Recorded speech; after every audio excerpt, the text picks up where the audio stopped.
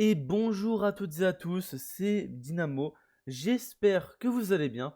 Alors aujourd'hui on se retrouve pour le premier épisode de création de plugins. Aujourd'hui nous allons commencer du coup par les prérequis à installer. Donc les gars, je vous recommande dans un premier temps de créer un dossier où vous pourrez mettre tous vos programmes à l'intérieur. Donc moi je vais l'appeler développement, voilà, développement YouTube, voilà.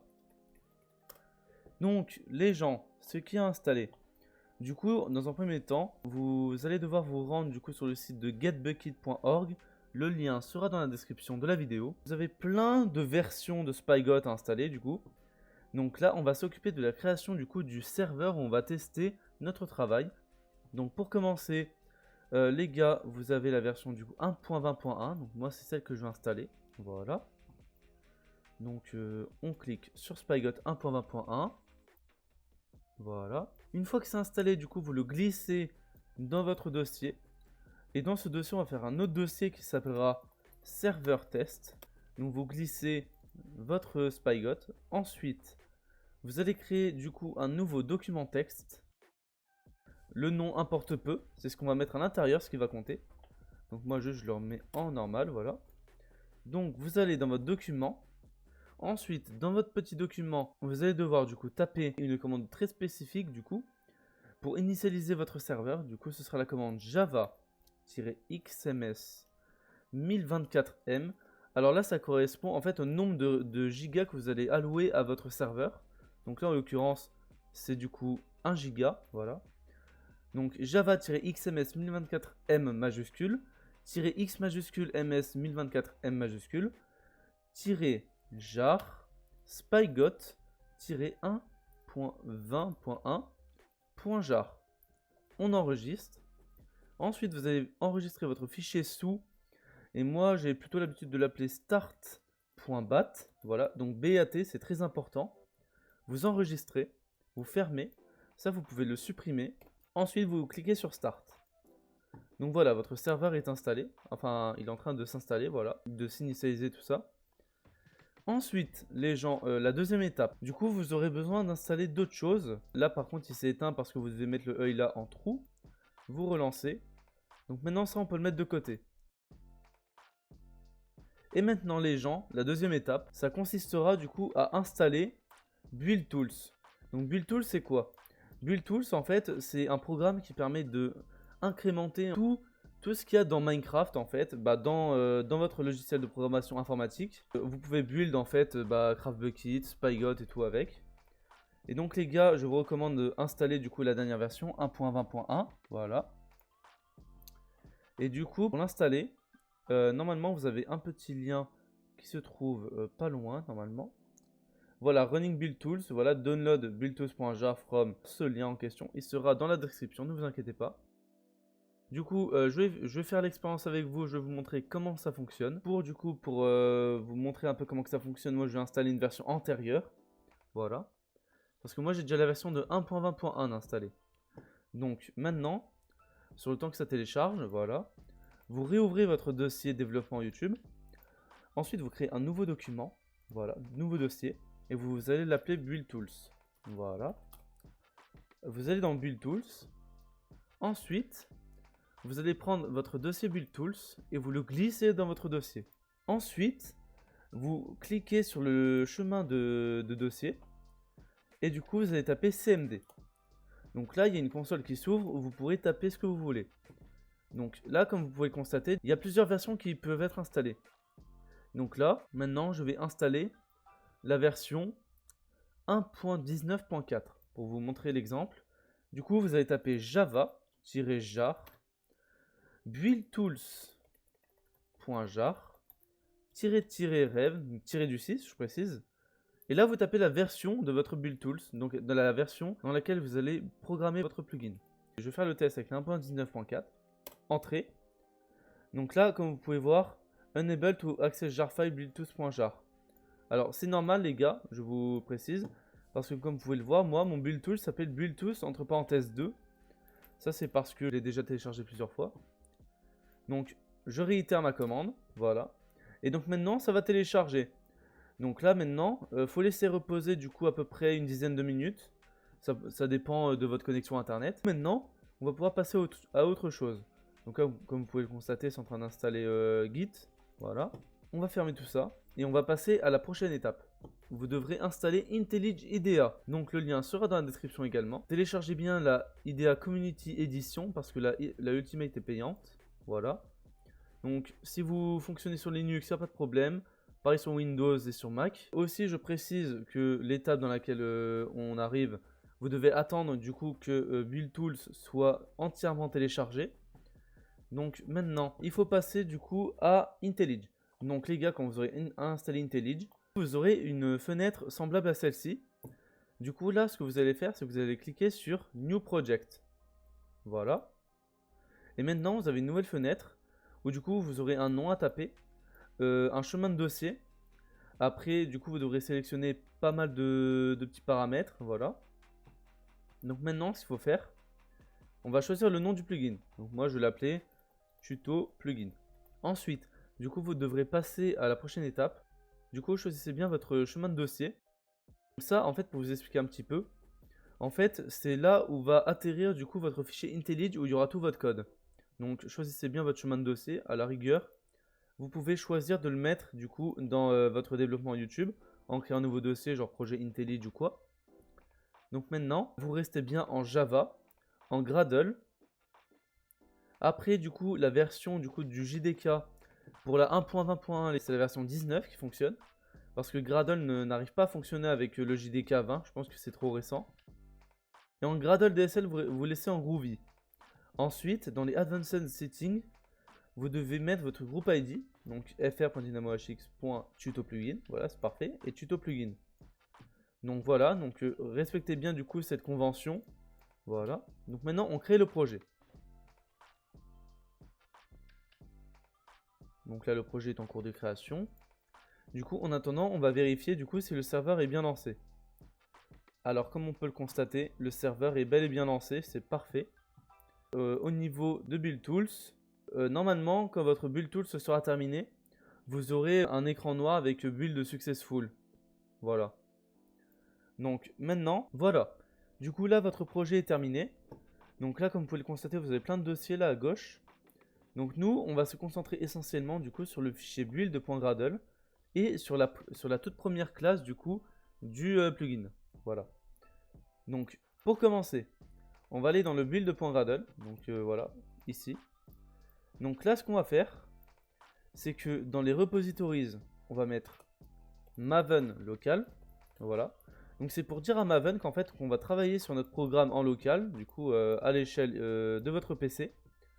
Ensuite moi pour la version je mets jamais snapshot, je mets tout le temps 1.0, voilà. Ensuite pour les dependencies on va tout supprimer. Ensuite vous allez taper compile only. Vous ouvrez les guillemets. Ensuite vous allez taper org.spygotmc 2.spygot.1.20.1-r0.1-snapshot. Selon votre version, vous devrez changer 1.1.1. Et après, vous devez toujours rajouter -r0.1-snapshot à la fin. Donc ensuite, ce que vous devrez faire, c'est que là, vous devez supprimer du coup l'onglet test. Et donc ici, vous allez devoir mettre compile java.option.encoding est égal à UTF-8. Donc ça c'est pour ajouter les E accent aigu, etc. Vous devez mettre source compatibility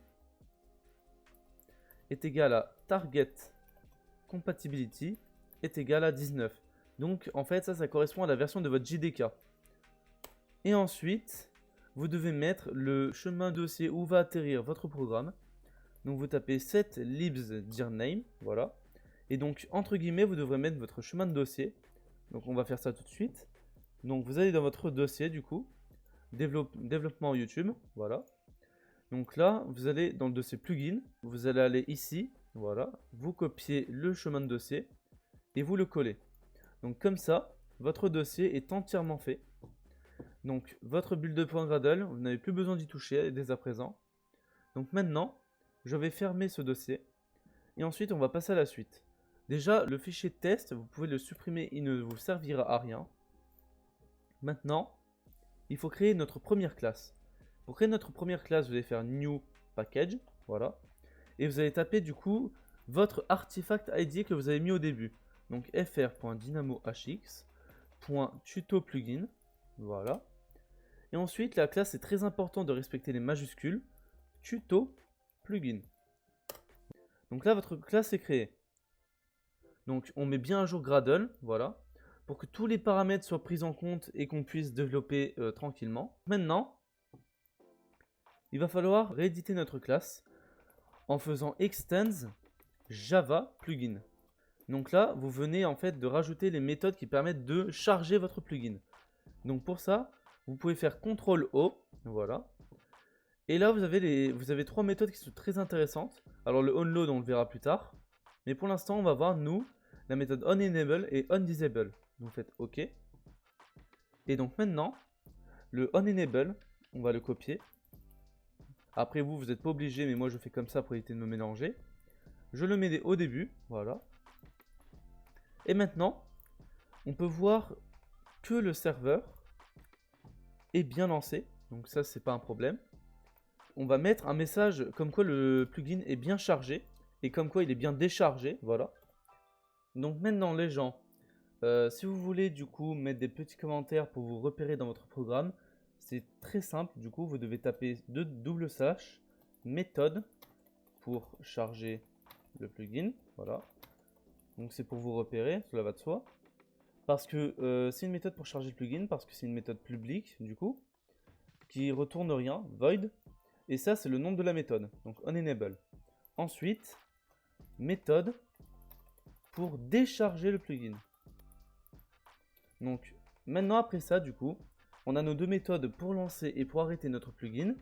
Mais maintenant, il faut rendre notre plugin exécutable pour le serveur. Donc, pour ça, nous allons aller dans le fichier ressources, on fait new file, et là, on écrit plugin.yml. Donc là, on peut voir qu'on a un fichier vide. Et du coup, maintenant, il va falloir mettre name, du coup, le nom de votre plugin, tuto plugin. Version, on va mettre 1.0. Vous pouvez mettre la version que vous voulez. Author, dynamohx, du coup, vous pouvez mettre votre pseudo. Et main, ça va être le plus important. Il va falloir mettre le chemin de votre classe principale pour que votre serveur puisse lancer, du coup, les deux méthodes. Donc là, vous pouvez voir, pour moi, c'est fr.dynamohx.tutoplugin et .tutoplugin du coup, mais avec le T et le P majuscule. Donc fr.dynamohx.tutoplugin.tutoplugin. Donc là, votre fichier .yml, il est prêt. Donc maintenant, vous pouvez le fermer. Et maintenant, la dernière étape pour cette vidéo, ça consistera du coup à mettre un petit message comme quoi notre plugin s'est bien démarré et comme quoi il s'est bien arrêté. Donc on va mettre ce message dans la console. Donc pour ça, faites bucket.getConsoleSender.sendMessage. Donc là on va mettre tuto plugin est bien en fonction. Et ensuite, pour la méthode onDisable, vous mettez bucket.getConsoleSender.sendMessage. Donc vous tapez tuto plugin n'est plus en fonction. Vous pouvez pas mettre d'accent du coup pour les messages que vous envoyez à la console parce que la console ne prend pas en charge les caractères avec accent, donc UTF-8. Donc maintenant, tout est prêt. Donc ce que vous allez faire, c'est que vous allez commit votre projet, donc grâce à Git. J'ai déjà fait du coup un premier commit tout à l'heure. Donc juste, normalement vous devez être autour des 13 et 15 fichiers. Et donc là vous pouvez mettre un petit commentaire. Donc vous mettez commentaire, voilà, création du plugin. Donc commit. Et donc là vous pouvez voir que le commit a été fait. Et donc maintenant on retourne dans l'onglet projet. Et ensuite on va aller dans l'onglet Gradle à droite. Vous ouvrez le menu Task, le menu Build. Et ensuite vous cliquez sur la roulette Build. Et donc là votre programme, voilà, il s'est publié du coup dans votre chemin de dossier. Donc je vais vous montrer plugin. Et voilà, tuto plugin a bien été mis du coup à mon chemin de dossier. Et donc maintenant, ce qu'on va faire, c'est qu'on va retourner dans la console et on va faire RL. Pour reload le serveur, on peut voir que du coup ça a fonctionné. Voilà. Donc tuto plugin est bien en fonction. Donc là, vous pouvez voir que il y a eu un bug, voilà. Donc là, en fait, ce bug, en fait, donc Initializing Legacy Material Support, ça peut venir du fait qu'on n'a pas mis le API version du coup dans le plugin.yrml. Donc on va s'en occuper tout de suite. API-version. Et donc là, vous mettez entre guillemets 1.20. Pourquoi entre guillemets? Parce que en fait, Spygot ne prend pas en compte les zéros qui sont à la fin des nombres. Voilà. Donc vous enregistrez, vous rebuild, voilà. Donc là, le fichier va se remplacer. Vous remettez à jour votre serveur. Et là, tout fonctionne parfaitement bien. Donc là, on peut voir les deux messages. Donc tuto plugin n'est plus en fonction. Donc là, et tuto plugin est bien en fonction. Donc voilà les gens, ce sera tout pour aujourd'hui.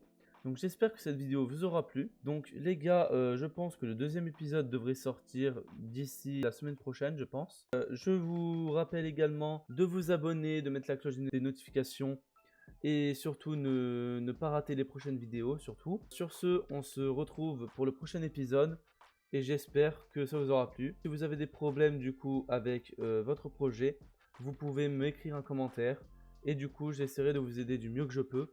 Donc sur ce, à plus et à la prochaine.